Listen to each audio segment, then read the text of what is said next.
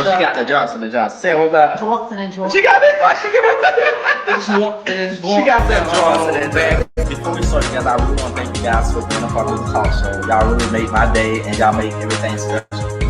Oh, dig it! Oh, the hat will fall.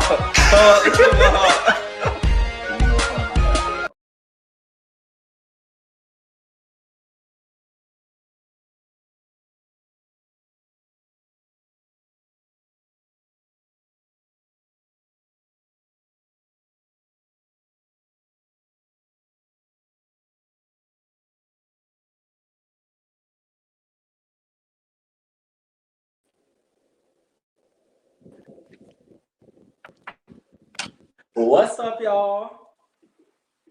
How y'all doing? Alicia, why you looking like that for me?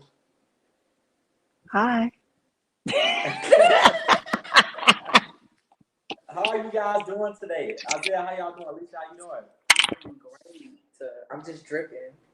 Is that what this gives? You give it a little sauce? I'm just dripping because I couldn't find my turtleneck. Is that what it is?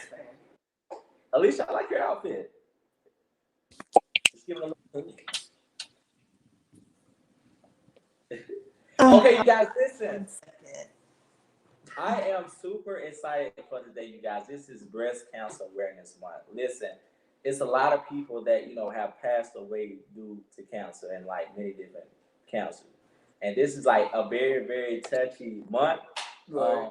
Anybody that has it in your family, or if you have a friend that haven't, you guys, like, be there for them. Be that friend for them. Be that listener. If they call you, you guys, pick up the cell phone. Like, be there for them.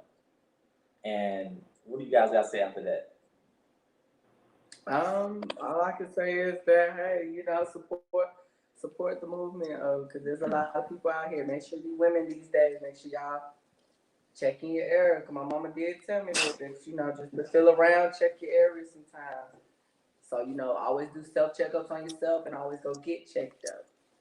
Two important things. Well, why?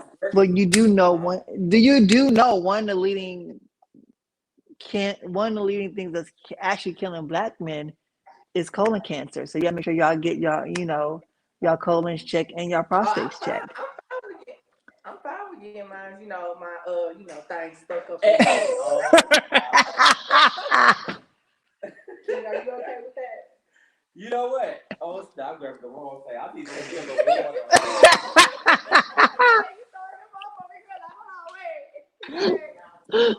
It is a little I'm fine, but I hope that. You guys, I gotta get my hat on so I can, feel like, somebody. I feel like I'm a little naked right now. I gotta put the crown on. Thank you. What? Chad, I am so sick of this hat. We have to get you a new hat.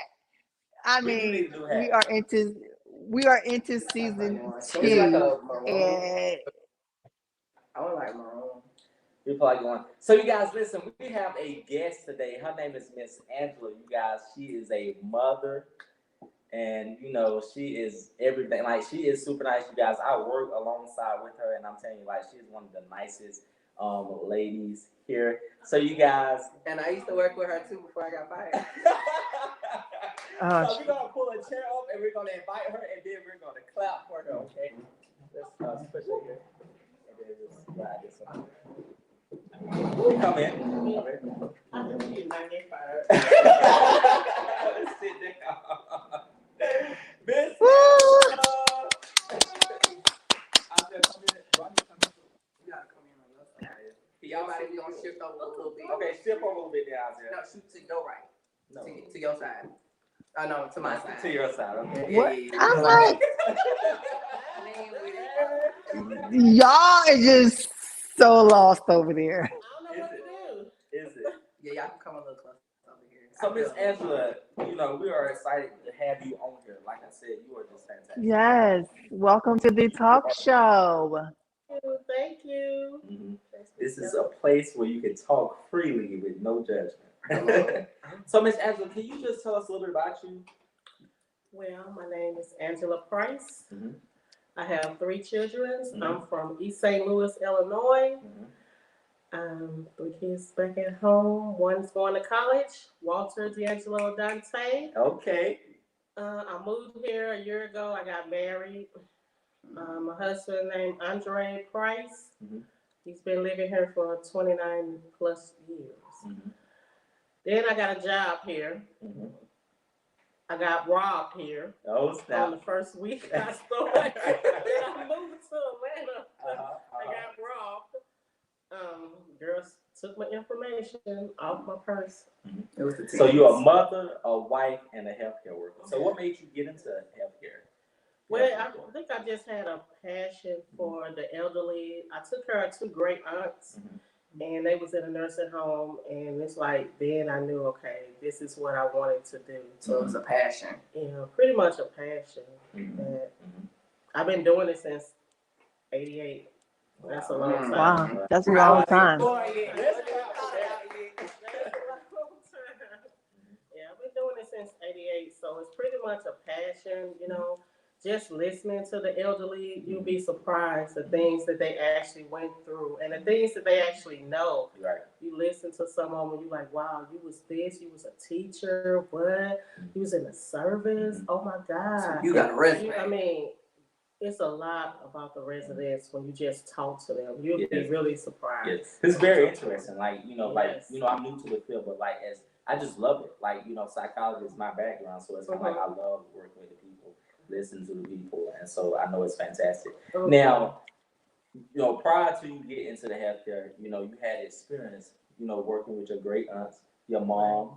Can you tell us a little bit about that as well? Well, working with my mom. You mean taking care of my mom? Yes, taking care. Okay, well, my mom was first diagnosed with cancer. She had breast cancer. And if I got the story correctly, she was at work. She worked at St. Elizabeth Hospital, and that's in Belleville, Illinois. And she passed out, to my understanding. She passed out. They took her down to the ER, and that's when she was diagnosed with cancer. She was 46 or 48 when she was first diagnosed with breast cancer. So immediately when she told her kids, it's like 7 of us. I have 5 brothers, 1 sister. So it was a total of 7 of us. So when she told us that she had breast cancer, you know, I'm like, I'm not buying any more cigarettes. That's it. I'm not buying any more cigarettes, period. But then talking with the doctor, he was like, the damage is done. You know, eventually she's not going to want any cigarettes at all. So now smoking cigarettes will probably be the most excitement that she actually will have. So I still didn't buy her any. You feel like it would probably take away. Exactly. So growing up with your mom, knowing that your mom was battling cancer, how was that? Well, it was hard. It was scary because I just knew that one day she probably wouldn't be here. You know, growing up, and I had only 1 child at that time, and just saying, oh, she might not be here to see all her grandkids, her great grandkids, her great grandkids, you know. So it was kind of scary, but I'm thankful that I was able to go to like every appointment that she had, alongside my uncle, which is her brother, Reverend Matthew James Turner, along with his wife, my auntie. We actually took her to every appointment that she had. And if they couldn't make it, one of their children took her, you know. So she had all the support, you know, but it was still hard watching this strong woman go through all this, you know, because you never think it'd hit home, for one.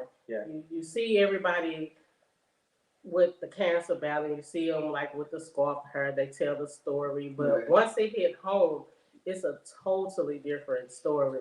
I mean, like many nights I cried and I cried and I cried. I was like, oh my God, my mama have cancer. So instantly I'm like this, you know. So it's like a mental challenge. Yeah, you know, you just never think that something like that would hit home, you know, and it was. And you guys, this is Miss Angela's mom right here. Yeah, that's my mom. Beautiful lady. She look just like. I know, right? Y'all look just alike. like she just had a birthday, October the 26th. Mm-hmm. Happy belated birthday. Okay, well, happy belated birthday. Yeah, she would have been 75.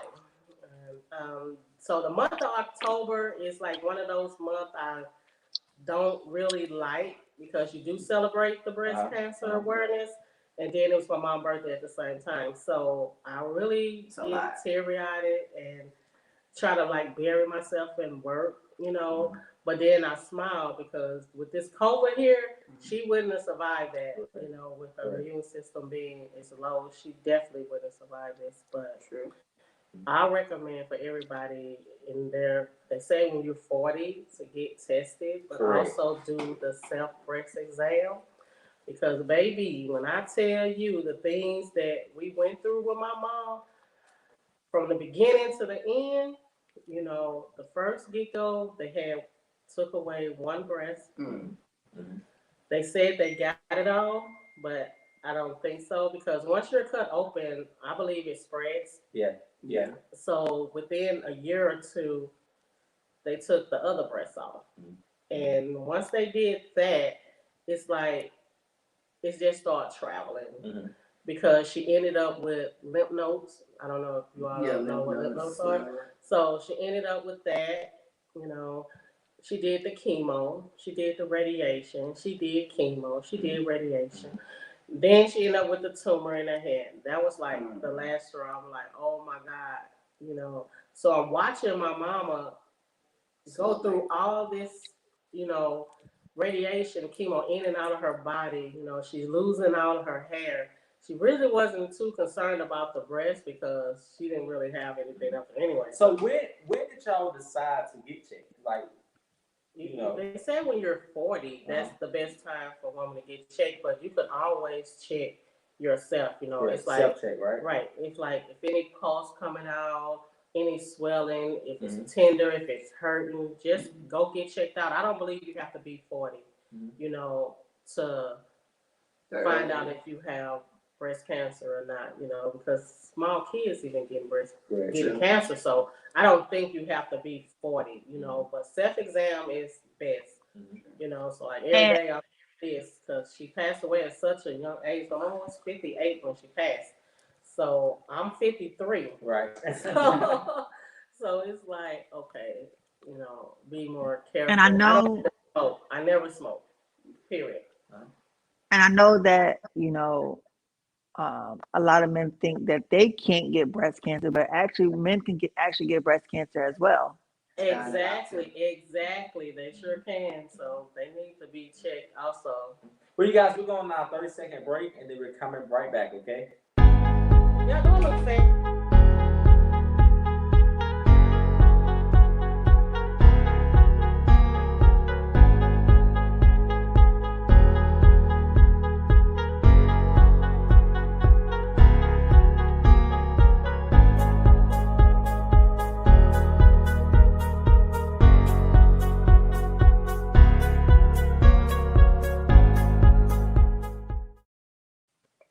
Hey, you guys, we are back at the Let's Talk Show. We care, we listen, and we try best to help you guys out. I'm alongside my beautiful co-host and Miss Angela, and she's telling us a story, and she's telling us a lot of things about her mom and stuff, and so we're going to dive right back in it.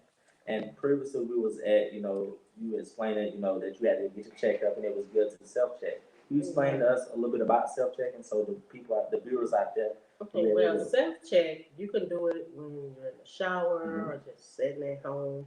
You know, you have to look for, like, they say, like, the pulse coming out, or if you got little bumps, any swelling, tenderness, anything when you're doing your self-exam.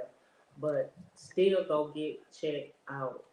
I done been 2 or 3 times now, you know, and I had to wait till I was 40 because I wasn't 40 at the time, but I was doing my self-check. Correct. So it's very important because I want to be here when my kids, they not have kids. Exactly. You know, and I get real teary-eyed when I think about my mom not being here.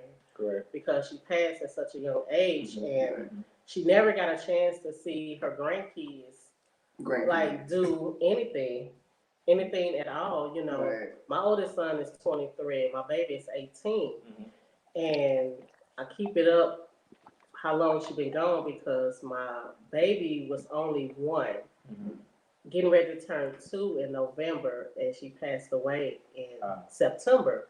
So he's 18 now, so you all can pretty much do the math how long she's been gone.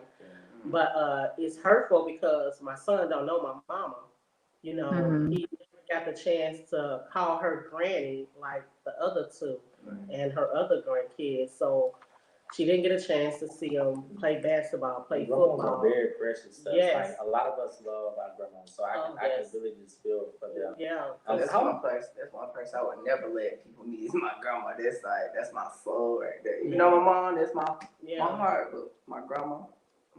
Yeah. So how would you encourage somebody that's going through this? I mean, because it has to be a lot. Just going to the doctor visit, just knowing that, you know, I may wake up, my mom's not here. How would you encourage somebody? Well, when you have a great support system, like my family was my backbone. My uncle, my aunt, his children's, oh my God, they were the best. When I tell you they went through every stage with my mama, from the good days to the bad days, I mean, they was there. You know, I couldn't say not one bad thing about my family. When you have that support system with you, which I think everybody should have, you know, when you're going through something real bad in life, and cancer is something I wouldn't wish on my worst enemy, you know, but just having my uncle there, you know, he means so much to me.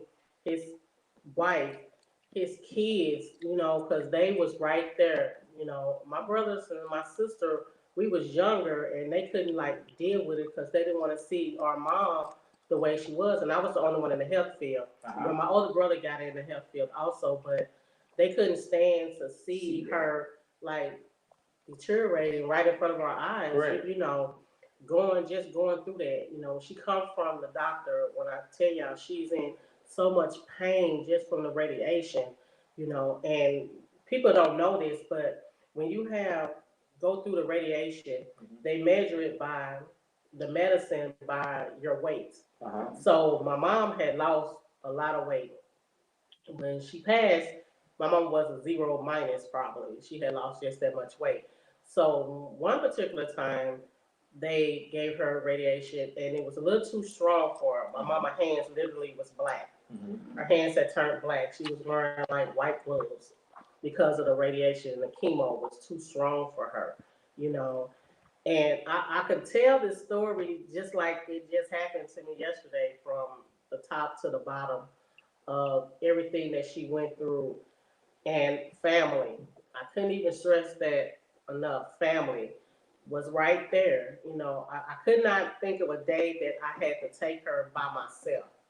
You know, my uncle, my aunt, his children, every last one of them was like right there, and my brother. My dad couldn't because he worked, you know, and I didn't think he wanted to really see her like that. You know, he didn't really say too much, you know, but it was hard. It was hard. And when I say we lost her so many times, the doctor just gave up on her a whole lot of times, but God only knows, and he wasn't ready for her yet. So he spared her again, you know.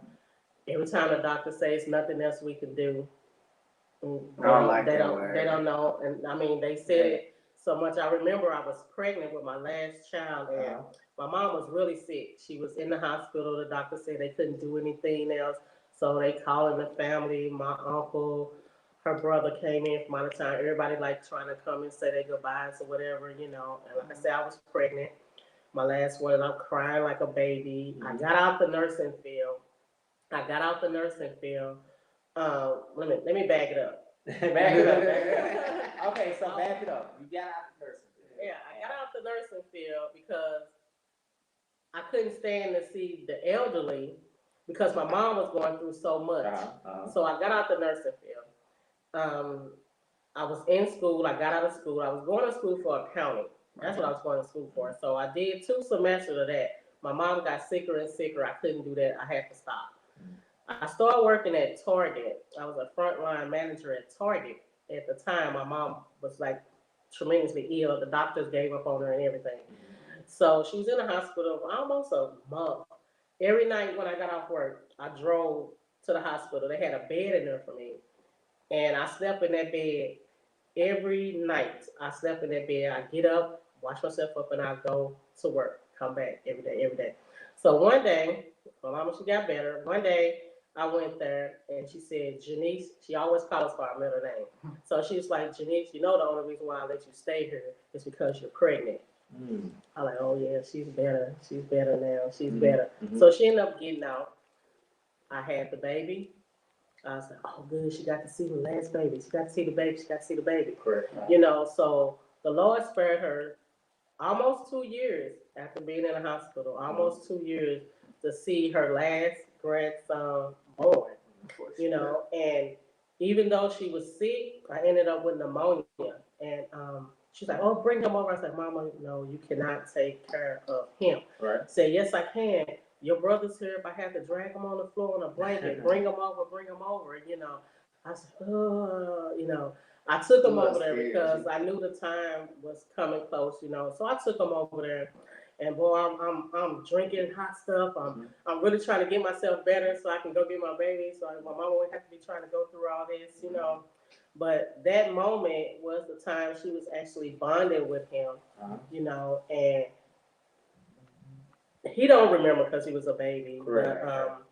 But that was actually the last time that she even got to hold him when I was sick with pneumonia, you know, and it was so hard.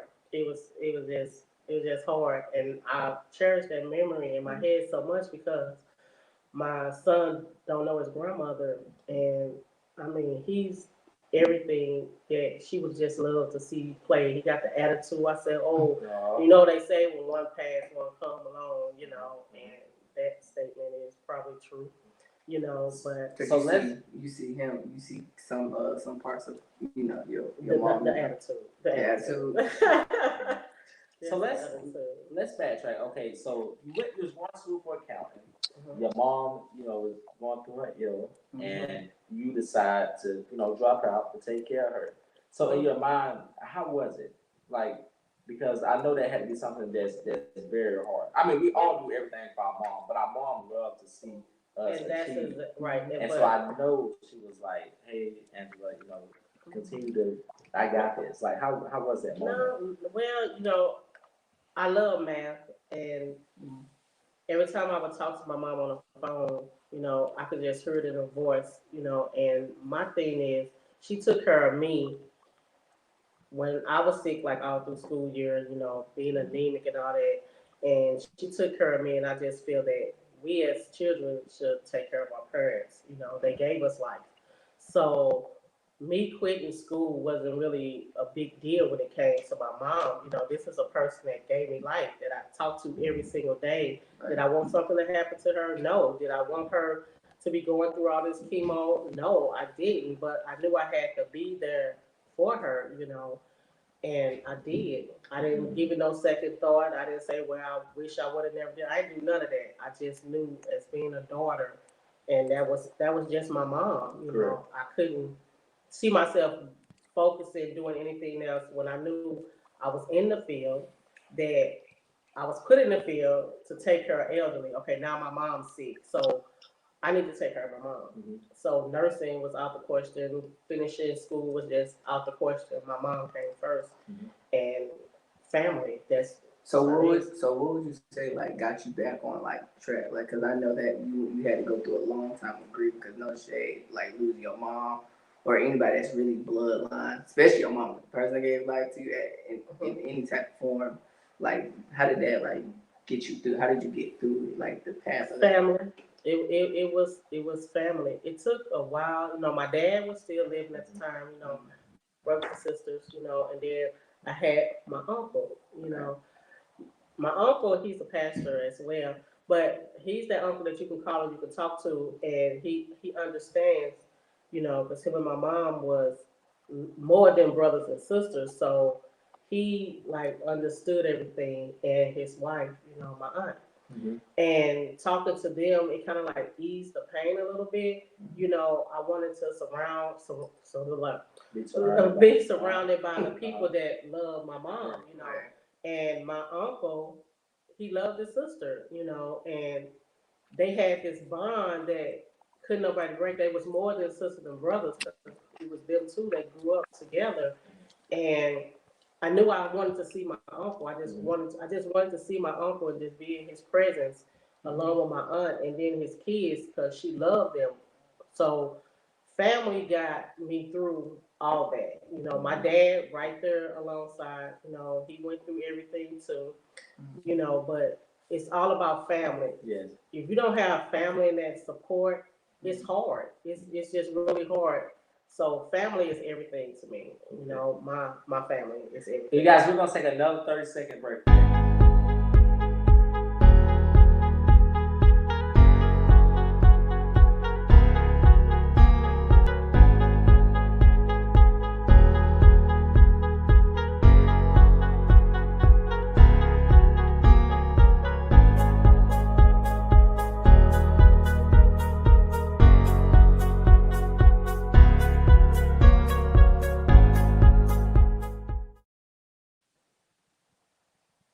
Hey, we are back from our 30-second break, you guys. Let's go ahead and dive into the comments. I know on YouTube, Dilton said hello. Hey, Dilton. Come back to work. I'm gonna let Alicia, start off. Alicia, I know Alicia had a good question that she wanted to ask, so I'm gonna let her ask her question. Yeah, right. I know, like I said, dealing with breast cancer has been difficult. Like I said, because my mom was diagnosed with breast cancer not only once but twice.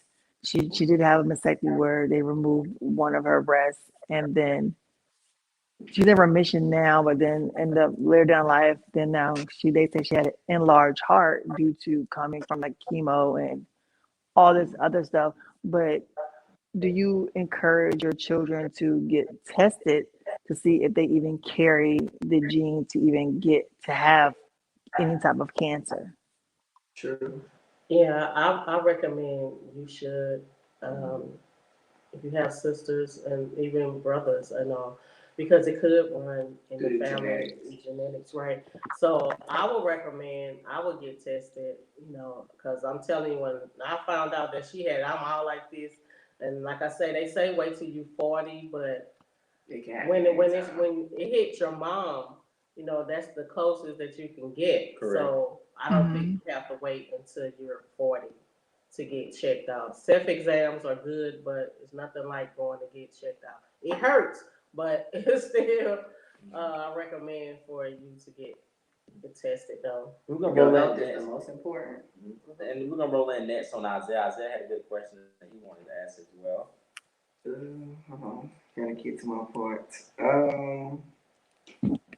Yeah, we already asked it. The treatments, we already asked it. What? That wasn't on my question. That was on my question. She answered my stuff. Okay. The treatments and the spreading of it. And so my next question will be mentally. I want to get into like the mental aspect of this whole situation because, like I said, I've never been through this situation, so I don't even know how to approach it, And so, like you said, it was your mom. It was somebody that was very close to you, and like mentally, physically, like how was it? It was just hard. Like I said, you never expect for it to hit home. Correct. You see other people. You might work with people that had it, but once it hit home, that's like reality. You're like, oh my God, I'm gonna lose my mom. You don't think about nothing else. You wanna, first of all, you just want a cure, trying to find a cure. Right. So I'm like rolling in everything. Like I'm giving money to Cancer Society. I've been doing that the whole 10 years. Like she had given that, wearing all my pink every month, and I'm like, oh, somebody need to find a cure for cancer. You just wanna take care of her, like put her in a bubble where she just lived forever, but she never gave up. She was such a fighter. She battled it for 10 years, but you would have never known because she was just like happy-go-lucky. Everybody loved Aunt Evelyn, you would have never known, but then she had her bad days. The only ones that caught her bad days was my uncle and my auntie and his children. They caught her bad days, but I'm telling you, she would have a spread on the table. You wouldn't even think that she had cancer when she had her good days. I mean, she would every holiday, a big spread, everybody going to Aunt Evelyn's house. Right. Cooking it up, huh? I mean, just throwing cooking it down. I cook just like, and she just cook. So you just would never know that she had it. Went to church every Sunday. She didn't let it get her down. But like I say, she had those bad days. And you like want to say like, oh, mom, okay, whatever. I'll call you later. But it wasn't her. It was just the cancer. The cancer. Yes, her whole dresser in her room was just full of medication. Because what they do is they give you medicine when you're in pain, and then they see how long you're gonna last taking that medication while you're in pain. So she'll take this for about a month, then that medicine not working anymore. So they're gonna give you something else. So to me, I say experiment. They come out with a new drug and they want you to try it to see how long you can go without being in pain. Right. So they give you this, they give you this, they give you this, they give you this. So she ended up like a pharmacy. That's basically a whole month of medicine. And your last thing that you can take, which you guys know because y'all in the health field, is morphine. You can't get no higher than morphine. And once you get the morphine, that's pretty much saying, okay, there's nothing else that we can do. Because don't they get that to the pregnant women, right? Morphine? I thought they get that. Well, Because, like, pushing out and stuff like that, morphine and stuff. Epidural? Epidural. You see me looking at him. I'm like, looking at I'm looking at him like, I thought it was like morphine for like this. I had to pause a minute, like, morphine? But, morphine is like the very last thing. Oh, so cute. So, Miss Angela, I am super excited you came on here. Just to come up here and just share everything. And like I told you, I really want you to come on because when we had the outside talk, I was like, I gotta get you on the show. And I'm so glad. Well, I could talk about my mama all day long. I'm telling y'all, it's like it was just yesterday. And the funny thing is, it's like she said her goodbyes to like all of us in her own little way. Like I lived in Baldwin at the time. That's still Missouri. I lived in Baldwin. But I always shopped in U City. That's where she lived. So I shopped in U City. I had a van. I went to the grocery store, had a van full of food, but I stopped by my mama's house just to say hi. And I laid across the bed, and when I looked back, she was staring at me. I was like, Mama, what? She said, Janice, I'm tired. I said, Mama, I know, but it's going to be okay because I'm going to come over tomorrow, and we're going to go to church. It's going to be okay.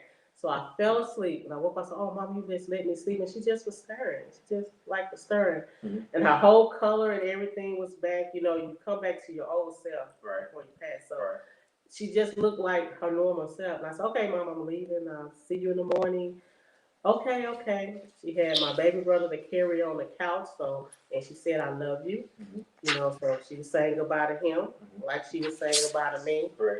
And my uncle was like, I don't want to be on the road and get a call saying that my sister is gone. And Sunday morning, I'm at home, I'm in the shower, my phone just blowing up. My kids at the table, they done had their bath at the table eating, waiting on me. Phone started ringing, I'm like, oh my God, that must be my niece calling. I said, I'm gonna get it in a minute. Hang up, call back, like, what the heck? So I jump out the shower, grab the phone, I was like, yeah, I'm coming. And my older brother, he was like, Mama gone. I said, say what? Wow. It's like, Mama gone. I was like, no, we going to church. She ain't gone. I told my kid's father, I gotta go. My mom is gone. And I'm like, the police don't have to get behind me because I need to get to U City, which my mom lived like a good 30 minutes from me. I got there. She's laying so peacefully, like on the couch, But she said her goodbyes to everybody, And the only thing I could think about was, oh my God, I just saw her last night. I just saw her laid across the bed, fell asleep, something I've never done with a van full of food, And the tears are like, oh my God, I couldn't do nothing but like, oh, And then my uncle, I said, I gotta call my uncle because he was due to be leaving to go out of town. He didn't make it to the highway when he got the call, and he came over and we talked about it. And I still was like, oh, my mama, I can't believe my mama is actually gone, That was like a hurtful feeling. It was more hurtful finding out that she got cancer, but this right here, seeing her just laying there, I'm like, oh my God. It's like frozen when I went in the house. You know, I'm like, it couldn't be. I just talked to her. You know, we was going to church. She can't be gone. She just can't be gone. You know, and oh well, she's in a better place. You know, and I believe what made her just felt that it was more easier to go on because a conversation that she had with her brother, because she always said she wasn't going anywhere unless he agreed to do her funeral. And he wouldn't agree for a long time, but I think the pain that he kept seeing in her and what she was going through, he just finally gave in. And it wasn't long after he gave in and said, yes, I'll do your funeral, that she passed away. So it's y'all gonna make me cry. It's it's just so hard, like going through all this, like I say, without your mom. And when I listen to all these kids talk about, I hate my mama, my mama won't watch my kids or nothing like that, you know. And my mom was the type that she'll tell you, I'm not babysitting. I keep them when I want to keep them, not when y'all want them. If you're doing something important, I keep them, you know. And I listen to, even at work, I listen to these people like, oh, my mama, I can't stand her. She won't do this. And I'm looking at her like, thank God your mama is alive, because some people don't have their mom. Like my mom passed, she was young. 58 is young to me, you know. And I'm like, oh, I just can't believe the way that they talk to their mom. A mom to me is everything. Like I cherish my mom.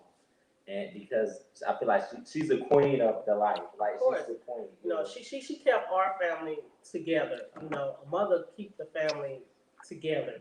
You know, mom would do everything they can for their family. And I see myself doing the same thing, where I want to protect my boys. I want to just give them the world, but also teach them, you know, that stuff is not so easy. It's not given to you. You know, you have to go out and get it and earn it. But I felt like I was gonna fail because my mama was gone and wasn't here to like teach me, you know, and tell me like, no, you don't need to be doing this, and no, you don't need to be doing that.